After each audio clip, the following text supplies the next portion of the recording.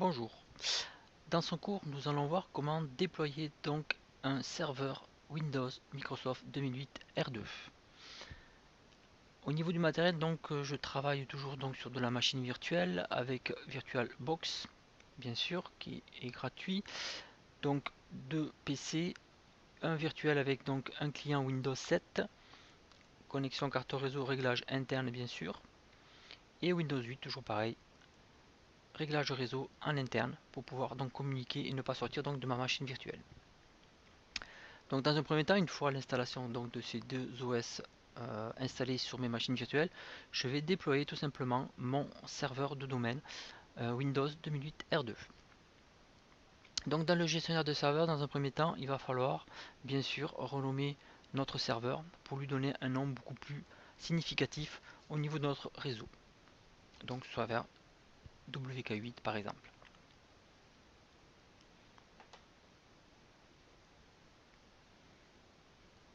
Bien sûr, un redémarrage sera obligatoire.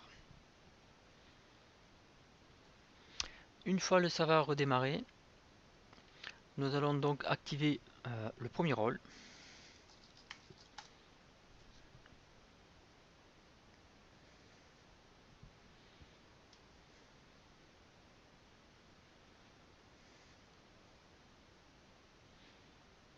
Donc nous nous retrouvons sur le gestionnaire de serveur. Nous allons sélectionner bien sûr les rôles pour pouvoir donc ajouter les nouveaux rôles. Il est vrai que cette nouvelle interface, qui est tout simplement une MMC, regroupe donc ce gestionnaire de serveur, regroupe la gestion des rôles, les fonctionnalités. On retrouve aussi donc les diagnostics basiques au niveau de Windows avec les performances, le gestionnaire de périphériques. On va retrouver aussi tout ce qui est configuration matérielle à notre serveur, les services, le planificateur de tâches, les utilisateurs locaux avec les groupes. C'est là où on va gérer donc tous nos utilisateurs si jamais nous voulons monter un serveur de domaine 2008 entièrement autonome. Et ici la gestion des stockages, donc la gestion des disques durs avec la sauvegarde Windows. Donc nous allons installer le premier rôle, donc nous allons sélectionner bien sûr notre petit fichier joint, donc rôle. Nous allons donc ajouter un rôle. Et là nous allons donc par rapport à Windows 2003, nous sommes donc obligés d'installer un service du domaine Active Directory, qui est le fameux AD/ADS pour ceux qui ont déjà fait du 2012.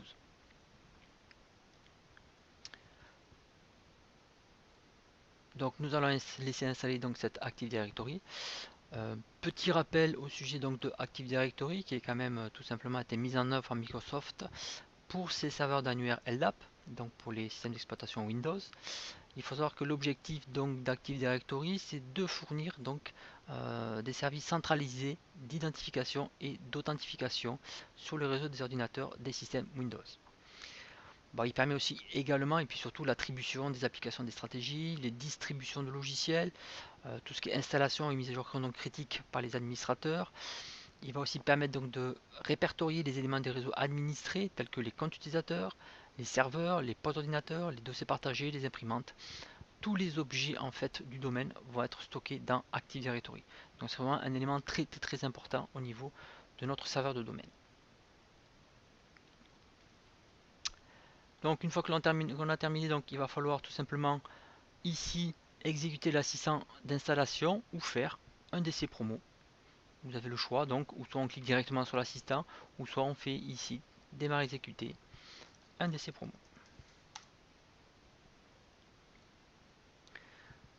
Une fois le DC promo donc lancé, nous allons cliquer sur utiliser l'installation en mode avancé. Bien lire en fait toutes les compatibilités avec les anciens systèmes d'exploitation. Et nous allons créer donc notre nouvelle forêt pour un nouveau domaine. Donc bien sûr, si c'est un deuxième serveur que l'on veut intégrer dans un domaine qui est déjà existant, bien sûr, on passera par créer un domaine dans une forêt existante. Donc là, on va ajouter une nouvelle forêt, ajouter un contrôleur de domaine dans un domaine existant. Non, donc on va créer un nouveau domaine dans une forêt existante. Non, on va tout simplement créer donc un domaine dans une nouvelle forêt. Le nom de domaine toujours sous forme donc de DNS. Donc moi je mets ma société qui s'appelle tpc.local.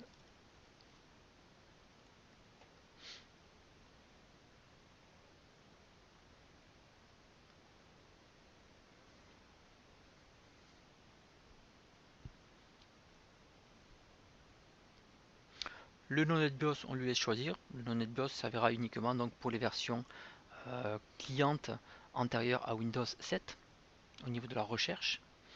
Ici donc le niveau de fonctionnalité, donc ça va être sur quelle fonctionnalité on veut s'appuyer au niveau de notre domaine. Si par exemple on veut intégrer plus tard des vieilles licences serveurs 2003 pour pouvoir faire des serveurs par exemple supplémentaires, des serveurs de web, des serveurs FTP, des serveurs DHCP indépendants. Donc on va garder des fonctionnalités si jamais on veut intégrer des nouvelles OS. Nous ce qu'on va faire, c'est qu'on va rester sur de la forêt 2008 R2 à part entière. Serveur DNS, donc obligatoirement, et ici, très important, c'est qu'en fait, il va devenir catalogue global. Donc c'est ce serveur-là, c'est donc ce domaine contrôleur qui va renfermer le catalogue global de notre AD. Alors là, il me pose une question qui est très intéressante parce qu'en fait, je n'ai pas d'adresse IP fixe sur ma carte réseau. Donc il y a deux solutions, ou soit je laisse en automatique, ce qui n'est pas recommandé, ou soit je vais tout simplement à la volée me faire donc une IP fixe au niveau de mon serveur. Donc moi je vais mettre 10.0.0.200. Voilà. Le DNS, donc on a dit que c'était moi-même. 10.0.0.200. Je suis pas sur site d'internet, ça m'intéresse pas pour l'instant.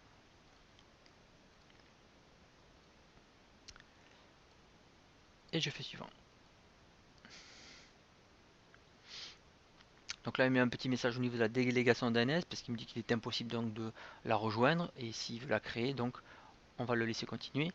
Ici nous retrouvons donc nos fameux dossiers NTDS, c'est là où on va stocker donc Active Directory, les dossiers civil, donc tous les dossiers policy stratégie de notre domaine. Le mot de passe de restauration, à ne pas oublier bien sûr, en cas de restitution ou de remontée donc d'AD après un souci, il vous le demandera. Un petit récapitulatif donc de tout ce que l'on vient de faire et suivant. Et là donc il va créer les attentes au niveau DNS, il va créer Active Directory, il va tout créer à la volée. Donc une fois Active Directory et ses services donc installés, il va nous demander donc de terminer et nous allons bien sûr donc redémarrer l'ordinateur pour qu'en fait toute la structure se mette en place au niveau de notre domaine et qu'on puisse redémarrer le serveur bien sûr en tant que contrôleur de domaine dans le domaine que l'on vient de saisir qui sera tpc.local.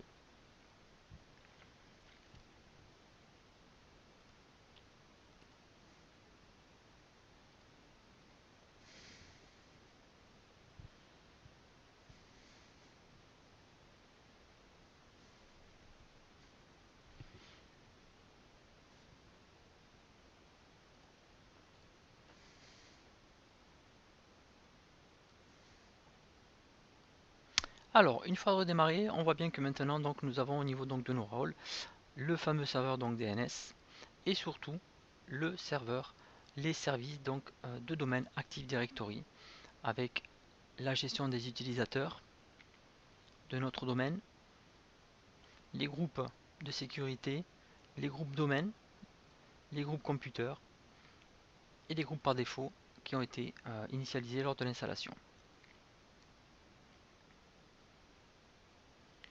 Donc pour faciliter les choses au niveau de notre réseau, maintenant ce que nous allons faire, c'est que pour notre poste client puisse faire donc la jonction dans le domaine, nous allons donc créer un DHCP. Comme ça, donc les utilisateurs, les postes clients n'auront pas à saisir, n'auront pas donc à gérer le côté adresse IP au niveau du réseau et auront les bons paramètres au niveau DNS pour pouvoir donc se faire la connexion au niveau de notre serveur.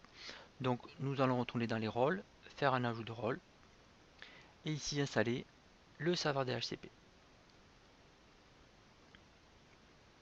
Il va demander sur quelle carte réseau, dans le cas où j'ai plusieurs cartes réseau, je peux très bien décider que sur une carte réseau, j'ai mon serveur DNS et sur un autre, mon serveur DHCP. Ça ne change rien du tout, ça va justement délester la charge réseau au niveau de mon serveur. Bon là moi j'ai qu'une seule carte réseau, donc je vais rester sur mon adresse IP 10.0.0.200. Quel va être bien sûr le domaine parent, l'adresse IP de mon serveur DNS, donc je peux mettre aussi 10.0.0.200, hein. Je valide. Ici donc est-ce que j'ai une adresse IP d'un serveur secondaire? Là j'en ai pas. Est-ce que je vais installer le service Wins? Donc le service Wins, ça va tout simplement donner la possibilité aux vieilles versions donc des clients Windows, du style des vieux XP sans service pack, des 98 et ainsi de suite, pour pouvoir se connecter sans bien sûr la requête DNS Microsoft. Donc je vais quand même l'installer, on ne sait jamais.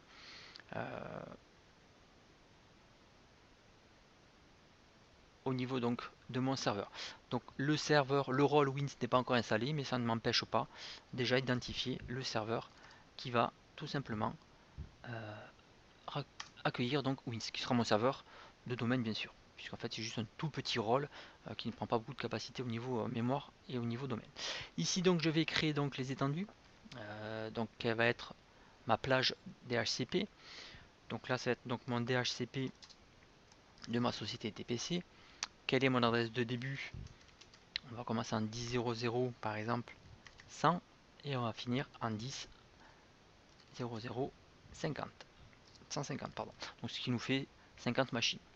Ici, je peux passer aussi le sous-masque réseau. Si j'ai une passerelle, c'est-à-dire un routeur ou un pare-feu qui me permet d'aller sur Internet, je vais mettre tout simplement hop, son adresse IP.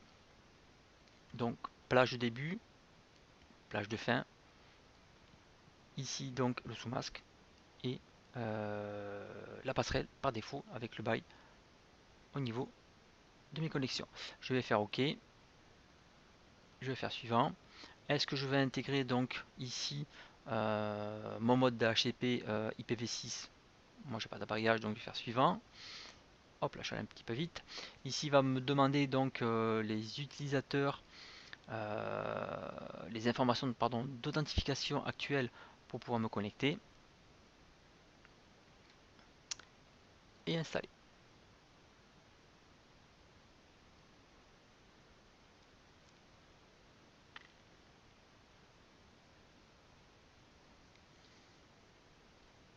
Et je vais fermer.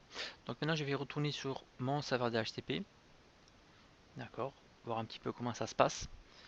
Donc bien voir que j'ai bien une étendue ici, mon pool d'adresse en 10.0.0.100, 10.0.0.150. Pour l'instant j'ai personne donc qui est connecté. J'ai pas de réservation. Ici de mes paramètres donc étendus, j'ai un routeur pour ma sortie bien sûr internet 10.0.0.1, mon DNS qui est bien mon serveur local, mon nom de domaine tpc.local et mon win qui est bien en fait mon 200. Donc dans un premier temps, enfin dans un deuxième temps, je vais installer le serveur win pour pouvoir en fait que mon rôle DHCP soit pleinement opérationnel. Donc si vous le remarquez bien en fait,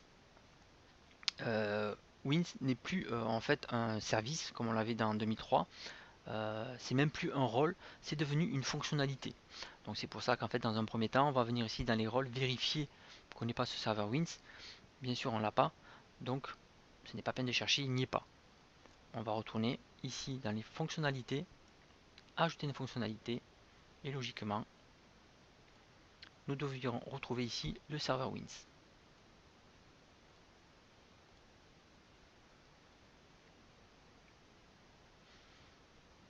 Très rapide. Et nous retrouvons maintenant ici donc le serveur Wins sur lequel nous avons donc aucune possibilité en termes de propriété. On va tout laisser par défaut, puisqu'en fait c'est des vieilles fonctionnalités qu'on a sur des vieux serveurs et sur des vieilles machines. Donc ce que je vais faire, c'est que maintenant logiquement mon serveur DHCP a démarré. Logiquement je dois peut-être avoir aussi des adresses qui commencent à remonter. Donc je vais solliciter ma carte réseau. Je vais faire un diagnostic.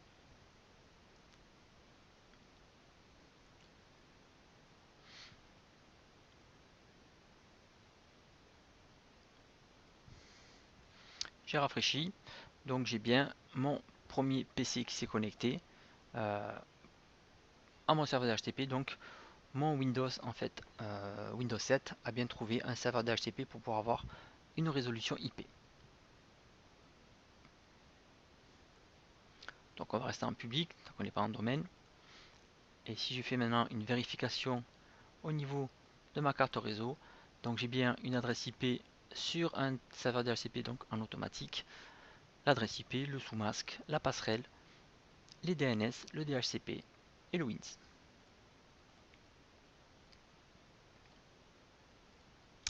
Donc dans un deuxième temps, maintenant ce que je vais faire, c'est qu'en fait je vais connecter, je vais faire la jonction d'un poste client sur mon serveur 2008. Donc nous allons créer un utilisateur pour pouvoir se connecter par la suite.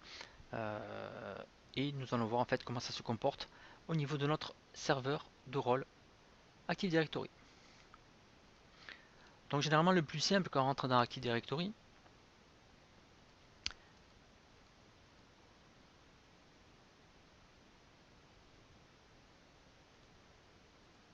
c'est que l'on va créer au niveau de notre domaine tpc.local, on va créer une unité d'organisation.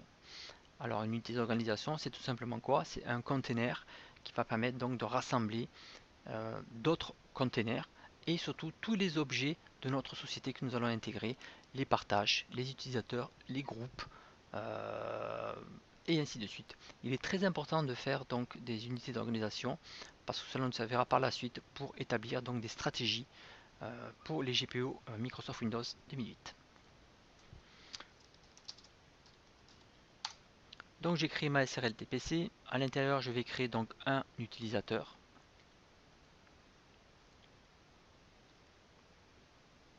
Excusez-moi, j'avais fait une unité d'organisation, donc un utilisateur. Hop là.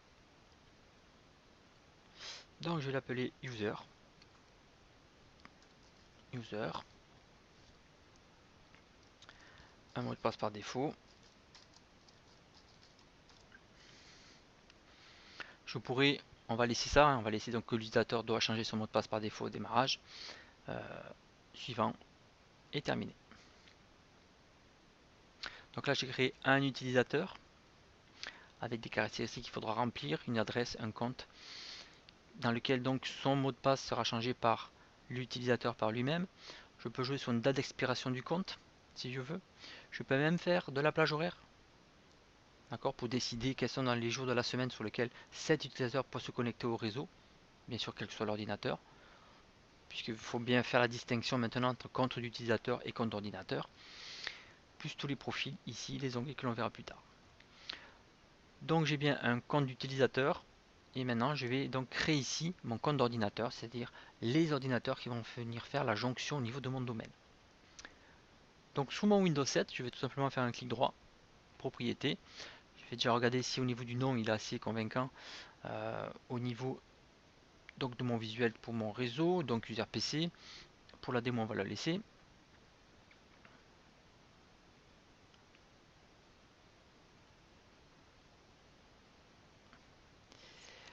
Allez. Et donc dans ici le nom de l'ordinateur, je vais aller donc dans modifier pour pouvoir tout simplement quoi le sortir de mon groupe de travail et le rentrer dans le domaine.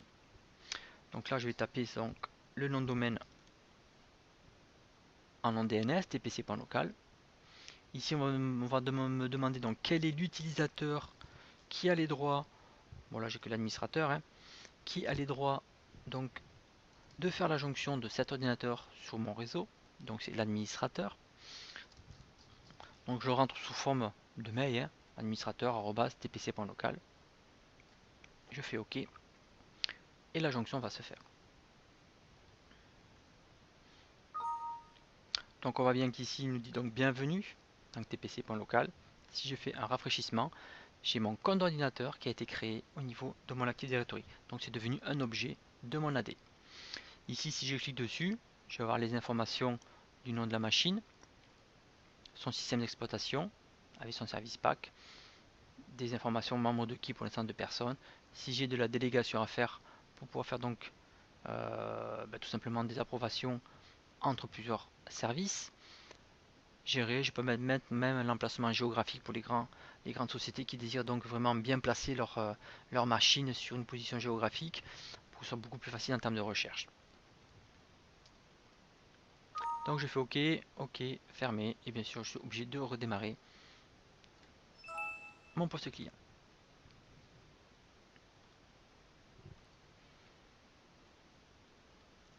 Donc une fois l'ordinateur redémarré, donc je vais me connecter à mon réseau. Donc je vais faire donc changer d'utilisateur. Ici je vais prendre donc user@tpc.local. Il me dit bien ici que je vais ouvrir la session sur le domaine tpc.local. Je vais donc y insérer le mot de passe. Il nous dit ici donc que le mot de passe de l'utilisateur doit être modifié avant la première ouverture de session. Donc on va cliquer sur OK. Ici on a l'ancien mot de passe, on va mettre le nouveau. On va essayer de ne pas se tromper. Donc c'est très important de faire ça parce qu'en fait vous n'avez pas à connaître les mots de passe des utilisateurs.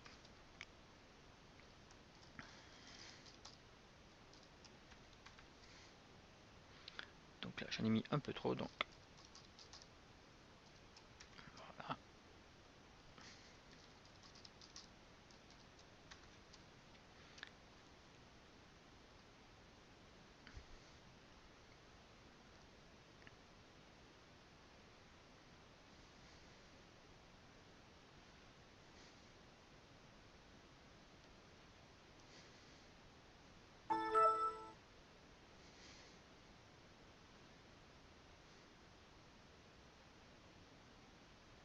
Donc notre Windows 7 a bien fait donc sa connexion au niveau de notre serveur tpc.local. On peut le voir qu'au niveau réseau, maintenant on est géré par un réseau avec un domaine, puisqu'ici on a le domaine tpc.local. En termes de connexion, on sera toujours bien sûr sur du DHCP. On n'a plus la main maintenant pour pouvoir modifier, puis en fait on n'est plus administrateur local de notre machine, mais on est utilisateur du domaine, ce qui veut dire qu'on n'a que des droits utilisateurs au niveau de notre machine.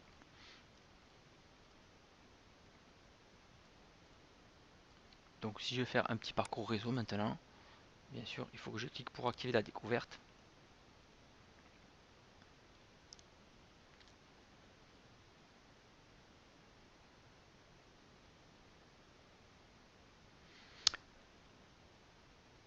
Donc pour la suite, si vous voulez après donc faire du partage, faire de la découverte réseau, il faudra bien sûr donc créer un partage au niveau de notre serveur, monter le rôle service de fichier, monter la structure au niveau de vos dossiers, euh, faire la technologie CGLDA, mettre les sécurités NTFS dessus et gérer votre serveur de fichiers entre autres pour pouvoir faire fonctionner tout simplement quoi votre domaine et vos clients. Voilà, ceci est la fin de ce cours. Merci.